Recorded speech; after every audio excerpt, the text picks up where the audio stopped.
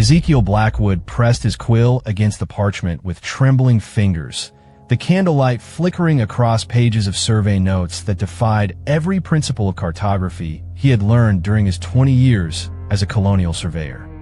Across the rough-hewn table in their makeshift camp, Reverend Josiah Whitmore studied a collection of documents that should have provided clear evidence of human habitation, yet seemed to contradict themselves with each careful examination.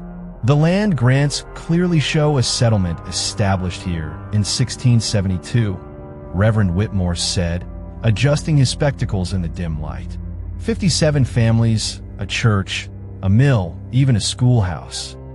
The colonial records from Williamsburg list regular tax collections and correspondence with the settlement's magistrate through 1695. Yet we have found no trace of buildings, no cleared fields, no evidence that anyone ever lived on this land.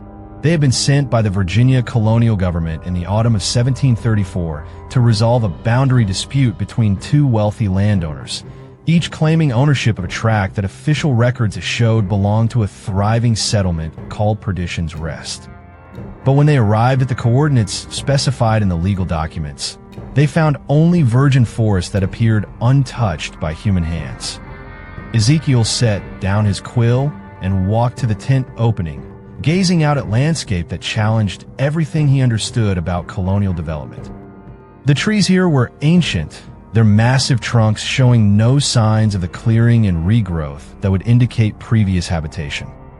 The soil showed no evidence of farming, no foundation stones, no refuse pits that mark human settlement. Yet the official records insisted that over 300 people had lived and worked on this exact location for more than 20 years. Reverend examined this correspondence again, Ezekiel said, returning to spread out the official documents they had brought from Williamsburg.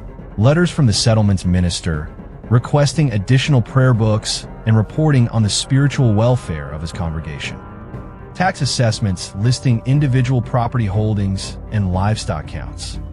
Even a request for military assistance during King Philip's War in 1675. Reverend Whitmore had spent the day reading these same documents, growing increasingly disturbed by their implications. The letters were written in different hands, bore official seals, and contained the kind of specific details that would be impossible to fabricate. They described crop yields and weather patterns, births and deaths, conflicts with neighboring tribes, and celebrations of harvest festivals. The correspondence painted a picture of a thriving community with its own distinct character and challenges. The most troubling aspect, Reverend Whitmore said, is that I knew Reverend Samuel Clark, the minister who supposedly served this settlement. I corresponded with him regularly during my early years in the His letters about Perdition's Rest were detailed and frequent, filled with observations about his parishioners and requests for theological guidance. Ezekiel felt a chill that penetrated deeper than the October night air. You knew him personally? I met him in Williamsburg in 1693. We discussed his work here at length. He spoke passionately about the challenges of ministering to a frontier community, about specific families and their struggles with life in the wilderness. He even invited me to visit Perdition's Rest, but I was unable to make the journey at that time. The implications of Reverend Whitmore's memory began to settle around them like morning fog. If he had personally known the minister of Perdition's Rest, if he had detailed conversations about the settlement and its inhabitants, if the community had existed in some form. But the complete absence of physical evidence suggested something far more disturbing than simple abandonment. The land surveys from 1696, Ezekiel said, consulting his collection of official maps and property assessments, show the settlement as abandoned, with a notation that reads inhabitants departed, destination unknown. But there's no record of where 300 people went, no documentation of property sales or transfer of goods. Reverend Whitmore opened his personal journal to entries he had made during his conversations with Reverend Clark. The details were specific and intimate, descriptions of individual parishioners, their occupations, their family relationships, even their theological questions and spiritual struggles. These weren't the vague generalities of fabricated correspondence, but the detailed observations of a minister who knew his congregation. And there's something else, Reverend Whitmore continued. The dates on Reverend Clark's final letters. They continue through 1695, but according to these government records, the settlement was abandoned in early 1696. His last letter to me was dated December of 1695, and he mentioned preparations for Christmas services and the baptism of 3 infants born that autumn. Ezekiel studied the timeline, trying to reconcile the contradiction between detailed contemporary accounts and the complete physical absence of any settlement. What if the abandonment wasn't voluntary? What if something happened to the entire community that was so disturbing the colonial government chose to erase all evidence of it? As if summoned by a speculation, they heard something that made them both freeze, the distant sound of church bells ringing the hour, though they had found no church and no settlement.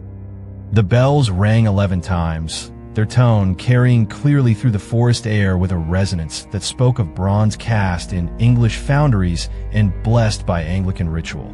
Those bells, Reverend Whitmore whispered. Reverend Clark wrote about them extensively. They were a gift from a wealthy patron in London, inscribed with the settlement's name and the date of establishment. He was particularly proud of their tone quality. Ezekiel grabbed his surveying instruments and followed the sound of the bells, which seemed to come from the exact location where his calculations placed the settlement's church. But as they moved through the forest, the bells grew more distant rather than closer, as if the source was retreating from their approach. They found themselves in a clearing that his instruments confirmed was the center of where Perdition's rest should have been located. The ground here felt different beneath their feet, more compacted, as if it had once supported buildings and been walked upon by hundreds of people. But there were no foundations, no artifacts, no evidence of human presence, except for the feeling that they were standing in the middle of what had once been a town square. The name, Reverend Whitmore said suddenly, Perdition's Rest. It's not in my correspondence with Reverend Clark. He always referred to the settlement as our community or this place, but never by its official name. Even in his most detailed letters, he avoided using the town's name directly. Ezekiel consulted the official records, scanning through dozens of documents for references to the settlement's name. The pattern became clear as he read. While the paperwork consistently referred to Perdition's Rest in legal contexts, none of the personal correspondence from residents ever used the name. It was as if the people who lived there couldn't or wouldn't speak their own town's name. What if the name itself was the problem? Ezekiel said, what if calling a place Perdition's Rest created some kind of spiritual or supernatural consequence that made it impossible for the settlement to maintain its existence? The church bells rang again, closer now, and with them came the sound of human voices singing hymns in harmony. But the voices carried an undertone of desperation, as if the singers were trying to maintain their faith against overwhelming darkness. Reverend Whitmore recognized the hymn, Come, Thou Fount of Every Blessing, a favorite of Reverend Clark's congregation according to his letters. But the voices singing it didn't sound like living people. They carried the hollow quality of sounds echoing from a great distance, or from a time that was no longer quite connected to the present. They're still here, Reverend Whitmore realized. The settlement still exists, or not in a way that leaves physical evidence. The name Perdition's Rest was prophetic. It became a place where souls found rest in perdition, trapped between existence and non-existence. As the hymn continued, Ezekiel began to see faint outlines in the clearing. The ghostly suggestion of buildings, people moving between structures that cast no shadows, the impression of a community going about its daily routine in a dimension parallel to but separate from the physical world. The colonial records had documented the establishment and taxation of a real settlement. But something about the name or location had caused the entire community to slip gradually out of physical reality while maintaining a presence that could still be detected by sensitive observers. The correspondence, Ezekiel said, understanding flooding through him. Reverend Clark was writing to you from a place that was already beginning to fade from the material world.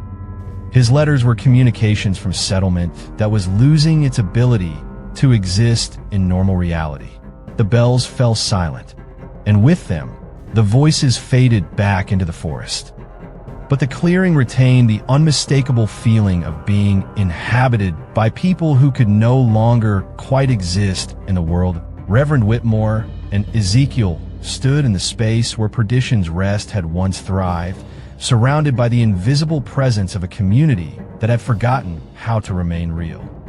The town that forgot its name had instead become a place where forgetting was the only way to survive, where 300 souls continued their existence in a reality that overlapped with but never quite touched the world that contained Virginia's other settlements.